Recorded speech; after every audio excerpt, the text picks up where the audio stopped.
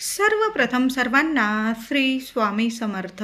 स्वामी महाराजांच्या कृपेने तुमच्या सर्व चांगल्या इच्छा पूर्ण होत ही स्वामींचरणी प्रार्थना करते आणि आजच्या व्हिडिओला सुरुवात करते.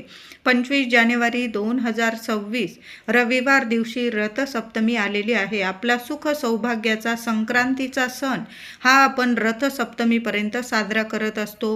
रथसप्तमी म्हणजे साक्षात तेजाची पूजा करण्याची थोर परंपरा आहे. या दिवशी तुम्हाला रांगोळीने महिलांनो सूर्यनारायणाची प्रतिमा काढता आली तर अवश्य काढा. आपण जसं पौष महिन्यात सूर्यदेवांची सेवा पूजा करतो तशाच पद्धतीने रथसप्तमीच्या दिवशी सुद्धा तुमच्या अंगणात जागा असेल तुळशी वृंदावनाजवळ तर रांगोळीने छान असा सूर्यनारायणाची प्रतिमा काढा. हळदी कुंकू फुलं अक्षता वाहून पूजा करायची आहे. दिवा लावायचा आहे. सूर्यनारायणाला अर्घ्य द्या. नमस्कार करा. अशा साध्या सोप्या पद्धतीने तुम्ही रथसप्तमीची पूजा म्हणजे सूर्यनारायणाची पूजा करू शकता. संक्रांतीपासून रथसप्तमीपर्यंत सूर्याचे पूजन करणे. तसं तर रोजच आपण सूर्यनारायणाला आंघोळीनंतर अर्घ्य द्यावे, पूजन करावे, नमस्कार करावा आणि मग आपल्या कामाला, आपला व्यवसाय असेल तुमचा, नोकरीला जात असतील, मुलं शिक्षणाला, घरात महिला ऑफिसला जात असतील किंवा घरातल्या गृहलक्ष्मी असतील, सर्वांनी आपल्या दिवसाची सुरुवात ही सूर्यनारायणाच्या दर्शनाने आणि अर्घ्य दिल्यानेच केल्याने आपल्याला इतकं पुण्य फळ मिळत असतं आणि आपल्या प्रत्येक कामात आपण यशस्वी होतो. जे काही अंधार असतात आपल्या आयुष्यात ते दूर होतात आणि यशाचा आपल्या आयुष्यात प्रकाश येत असतो. प्रत्येक कामात आपल्याला यश मिळतं. म्हणून रोज आयुष्यभर आपण आपल्या सूर्यनारायणाची सेवा आवर्जून करावी. तर संक्रांतीपासून रथसप्तमीपर्यंत सूर्याचे पूजन, अर्चन, दान, धर्म, अर्घ्य, गंगास्नान या दिवसात तरी अवश्य केले जाते. म्हणून सर्वांनी रथसप्तमीच्या दिवशी सुद्धा लवकर उठायचं आहे. आंघोळीच्या पाण्यात चिमूटभर तीळ टाका. त्याचबरोबर गंगेचं पाणी असेल तुमच्याकडं, तुम्ही तीर्थक्षेत्री जाऊन आला असेल, तिथलं पाणी असेल किंवा गंगा स्नानाची गंगा जलाची तुम्हाला बॉटल मिळून जाईल छोटीशी, ती घेऊन या आणि लहान मुलांपासून मोठ्या व्यक्तीपर्यंत चिमूटभर पांढरी तीळ आणि थोडंसं गंगेचं पाणी जरूर पाण्यात टाका आणि त्या पाण्याने आपल्याला स्नान करायचं आहे. म्हणजे तीर्थक्षेत्री स्नान केल्याचं आपल्याला पुण्य फळ मिळेल. त्यानंतर सूर्यनारायणाला प्रत्येकाने अर्घ्य द्यायचं आहे. स्वच्छ पाणी घ्या तांब्याभर, त्यात थोडंसं हळदी कुंकू टाका. एखादं फूल असेल, फुलाच्या पाकळ्या असेल टाका. एखादी कुंडी ठेवा म्हणजे झाडाला ते अर्घ्य दिलेलं पाणी झाडाला पडेल. अर्घ्य दिलेलं पाणी कधीच ओलांडू नये. सूर्याला अर्घ्य द्या किंवा चंद्राला अर्घ्य देतो ते पाणी कधीच ओलांडून जाऊ नये, म्हणून एखाद्या कुंडीत ते पाणी पडेल. अशा पद्धतीने आपल्याला सूर्यनारायणाला अर्घ्य द्यायचं आहे. बघा खूप सुंदर अनुभव येतील. तुमच्या मुलांचं भाग्य तेजस्वी होईल. म्हणून सर्वांनी रथसप्तमीच्या दिवशी आंघोळीनंतर सूर्यनारायणांचं पूजन अवश्य करा आणि मग आपल्या दिवसाची कामाची सुरुवात करायची आहे तुम्हाला. सूर्य हा सर्व प्राणी मात्रांचा प्राणदाता आहे. त्याच्यामुळे अन्नधान्य पिकते, वृक्षवेली वाढतात, सूक्ष्म जीवाणूंचा नाश होतो, घाणीचा कोंदटपणाचा वास याचा नाश होतो, आपल्याला सर्वांना आरोग्य लाभते. म्हणून त्याची कृतज्ञता व्यक्त करण्यासाठी रथसप्तमी ते नवरात्र असे साजरे करतात. यात स्तोत्र मंत्राचे पठण करून आरोग्य बुद्धीचे तेज वाढवले जाते. म्हणून रथसप्तमीला आपण सर्वांनी सूर्यनारायणाला अर्घ्य देऊन नमस्कार करून दिवसाची सुरुवात करायची आहे. सूर्य हा प्रकाश, ज्ञान, तेज, उष्णता, सातत्य, परोपकार, सामर्थ्य यांचे प्रतीक आहे. आपल्या जीवनातील अज्ञान, अंधार तो नाहीसा करतो. त्यांची कृपा, सातत्य, परोपकाराचा आदर्श आत्मसात करावा प्रत्येकाने. हेच उद्दिष्ट रोज सर्वांनी डोळ्यासमोर ठेवावं आणि रोजची सुरुवात सूर्यनारायणाच्या दर्शनाने आणि अर्घ्य देऊन करा. बघा प्रत्येक कामात, मुलांना शिक्षण असेल, तुम्ही नोकरी करताय, प्रत्येकाच्या कामात अगदी भरभरून यश मिळायला लागेल. रथसप्तमीला सर्वांनी अंघोळीनंतर सूर्यनारायणाचं दर्शन घेतल्यानंतर देवघरात देवांची छान अशी पूजा करायची आहे. रथसप्तमीपर्यंत माता अन्नपूर्णेला एक वस्तू अर्पण करायची आहे. महिलांनो, मंगळवार, शुक्रवार रथसप्तमीपर्यंत हे 2 वार तर येणारच आहे. रविवारी रथसप्तमी आलेली आहे 25 जानेवारीला. मग आपण शुक्रवारी, मंगळवारी जरी अन्नपूर्णा मातेला तुम्ही एक वस्तू अर्पण केली ना, तर लक्ष्मी, अखंड लक्ष्मी तुमच्या घरात नांदणार आहे. 20 जानेवारीला मंगळवार आलेला आहे आणि बघा 23 जानेवारीला शुक्रवार आलेला आहे. या दिवसांमध्ये किंवा तुम्ही 25 जानेवारीला रथसप्तमीला जरी माता अन्नपूर्णेला एक वस्तू अर्पण केली ना, तर तुम्हाला एक वस्तू म्हणजे तुम्हाला धने अर्पण करायचे आहे. माता अन्नपूर्णेची आपल्या देवघरात सर्व देवांची पूजा अर्चा करून घ्यायची आहे. एक तामण घ्या किंवा ताट घ्या. माता अन्नपूर्णेची मूर्ती तुम्हाला अभिषेक करून घ्यायची आहे. गव्हाच्या किंवा तांदळाच्या राशीवर ती मूर्ती ठेवायची आहे आणि देवीला खांद्यापर्यंत देवीला धान्य अर्पण करायचं आहे. मग तुम्ही गहू, तांदूळ किंवा 5 किंवा 7 धान्य एकत्र अर्पण केलं ना तरीही चालेल. पण धान्य अर्पण करताना आपण जसं देवी लक्ष्मीला किंवा आपल्या कुलदेवीला कुंकुमार्चन करतो ना, तसं धान्य मार्चन करायचं आहे आपल्याला. मोजू नका किती वेळा तुम्ही धान्य अर्चन करत आहात. देवीच्या खांद्यापर्यंत धान्य अर्पण करायचं आहे. देवीची मूर्ती खांद्यापर्यंत झाकली जाईल तोपर्यंत धान्य अर्पण करायचं आहे, म्हणजे अर्चन करायचं आहे. बघा, खूप सुंदर सेवा आहे. प्रत्येक महिलेने जरूर करायची आहे. प्रत्येक देवघरात अन्नपूर्णा माता ही असतेच. आता समजा तुमच्या देवघरात अन्नपूर्णा माता नसेल, मग काय करायचं महिलांनो? एक वाटीभर धने घ्या किंवा तांदूळ घ्या किंवा तुम्ही गहू घ्या किंवा सप्तधान्य, पंचधान्य एकत्र घेतलं तुम्ही तरीही चालेल. ती वाटी तुम्हाला देवघरात ठेवायची आहे. त्यावर 1 रुपयाचं नाणं ठेवा. हळदी कुंकू वाहून पूजा करायची आहे. ओम अन्नपूर्णाय नमः, ओम अन्नपूर्णाय नमः किमान 21 वेळा किंवा 1 माळ जप करायचा आहे तुम्हाला. दिवसभर ते अन्न धान्य तुम्हाला तिथंच राहू द्यायचं आहे देवघरात.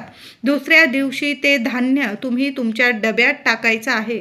वर्षभर तुमच्या घरात कशालाच कसलीच कमी राहणार नाही. वर्षभर काय, आयुष्यभर तुमच्या घरात कशालाच कमी राहणार नाही. दर रथसप्तमीला तुम्ही ही सेवा केली ना तरीही चालेल. खूप सुंदर अनुभव येतात. अन्नपूर्णा मातेची कृपा कायम अखंड त्या गृहिणीला मिळत राहते. तिच्या स्वयंपाकघरात कधीच कशाला कमी राहत नाही.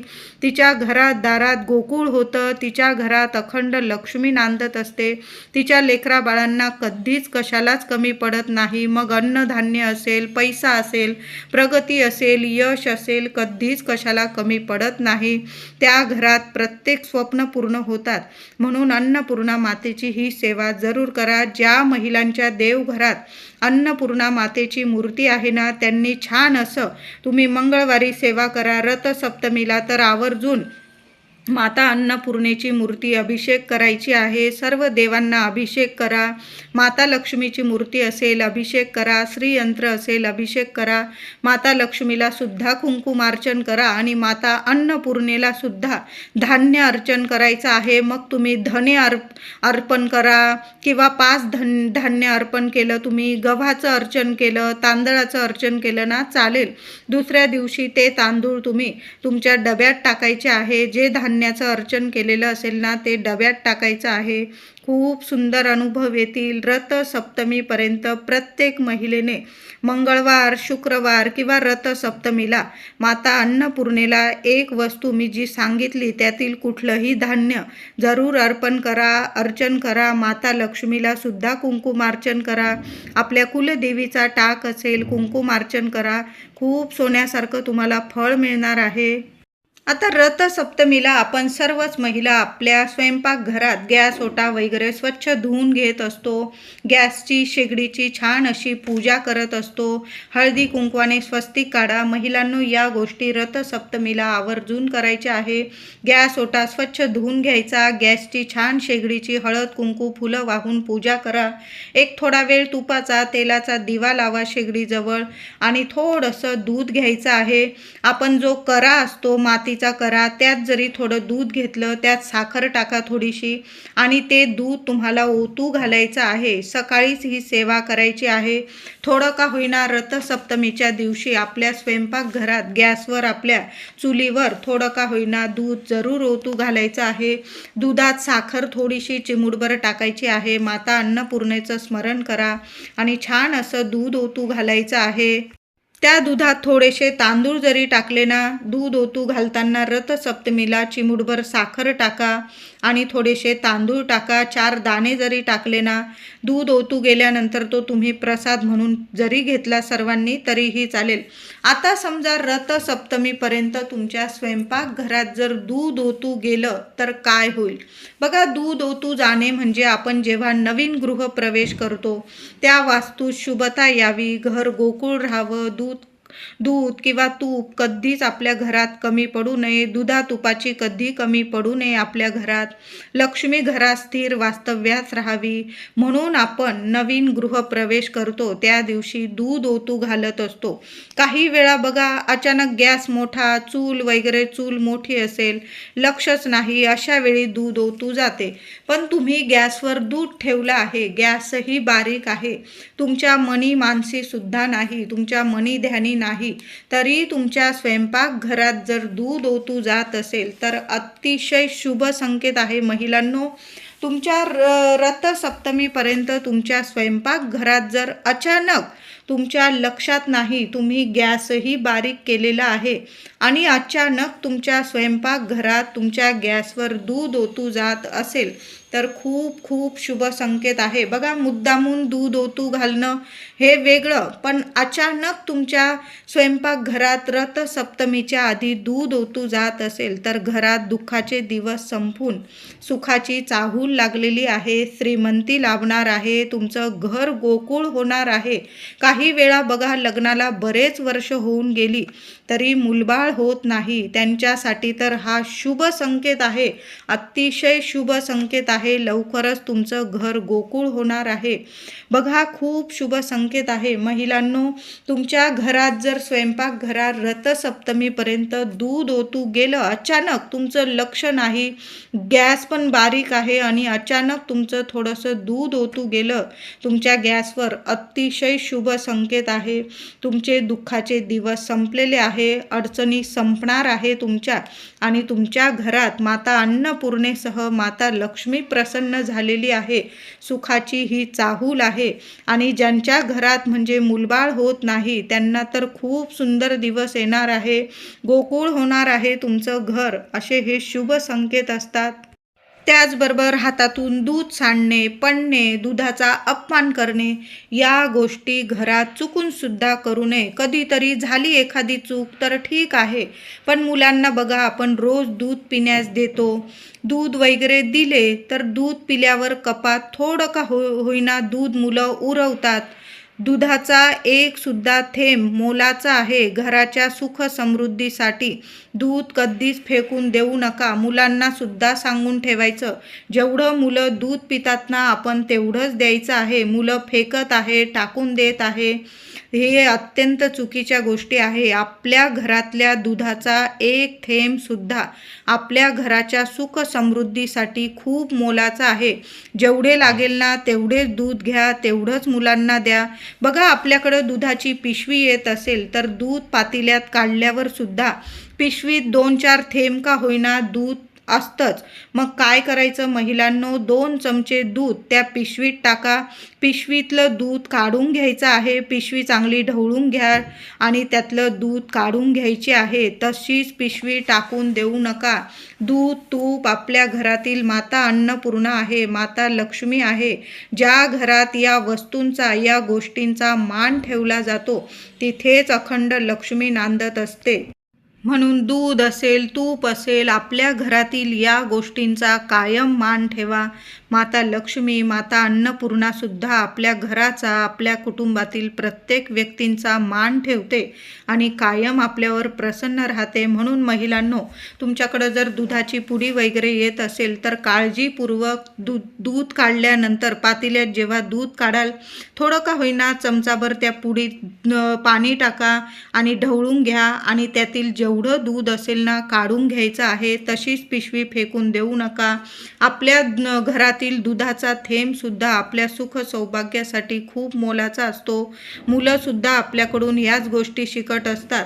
म्हणून रथसप्तमीपर्यंत महिलांनो, तुमच्या स्वयंपाकघरात जर अचानक दूध ओतू गेलं तर खूप शुभ संकेत आहे. मुद्दामून दूध ओतू जाणं हे वेगळी गोष्ट, पण अचानक तुमच्याकडून जर खरंच दूध ओतू जात असेल तर खरंच सांगते खूप खूप शुभ संकेत आहे.